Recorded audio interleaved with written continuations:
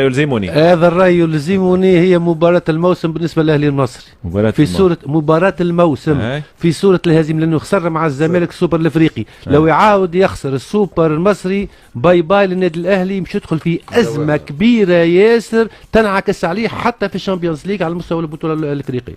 المباراة هذه ستكون الفيصل بالنسبة للأهلي المصري. محمد سليتي بالنسبة لي وهذا الرأي يلزمني، اللاعب الإسماعيلي الذي سجل الرأي يلزمني. إمام عاشور أحسن لاعب محلي في مصر، وكهرباء اللي عملوا كهرباء يعني مردود عليه، وما نورمالمون ما يعملش مقارنات بينه وبين أحسن لاعب، وإن كان في فترة روحوا بيهم وخطاوه مليون جنيه. اي هو راهو اسمع، فما مشكل يظهر لي سمير، فما الغيره بين ملاعبيه كره القدم اكيد موجوده معناها، خاطر امام عاشور ستار جاب مبلغ مالي كبير من الدنمارك الفريق الاهلي المصري، وكهرباء منذ قدوم امام عاشور ماهوش قاعد يلعب برشا، عمليه صارت مشكله هو كولر المره هذه حسب ما قيل في الاعلام المصري انه كهرباء مشى الكولر قالوا امام عاشور يتمشى في ارضيه الملعب، كيفاش تلعب فيه وانا ما نلعبش بالضبط هكا، معناها الكلمات اللي تم استعمالها وتداولها مع امكانيات الكبيره لامام عاشور. اما زاد هو عنده انتقادات كبيره على حياته الخاصه.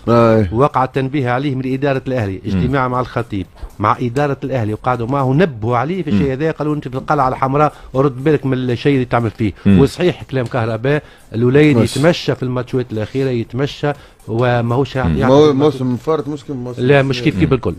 هكا حجم شعره هو ما نبهوا عليه، اول حاجه ولا حجم شعره ونحاه حسام حسن من الكيب ناسيونال امام عاشور. أزمة طبعا صلب الأهلي المصري بسبب كهرباء وإمام عاشور وقلة الانضباط كلهم، حتى كهرباء قالوا قليل الانضباط أيضا سمعت.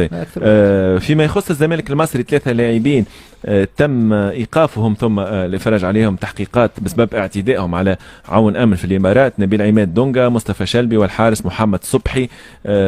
يقال أنه تم الإفراج عليهم، التحقيقات انتهت ويتبقى القرار سواء ببقائهم في الإمارات أو إعادتهم للقاهرة. برشا مونك دو ديسيبلين في أندية فيها برشا فلوس وفيها مجلس إدارة وبيان ستركتوري برشا فلوس وبرشا رياكسيونات على الديجيتال. تعرف تشوف شنو اللي صار السبان وشتيح والفيديو بعد المباراة نتاع السوبر كوب اللي تعدات وبعد السوبر كوب اللي قبلها.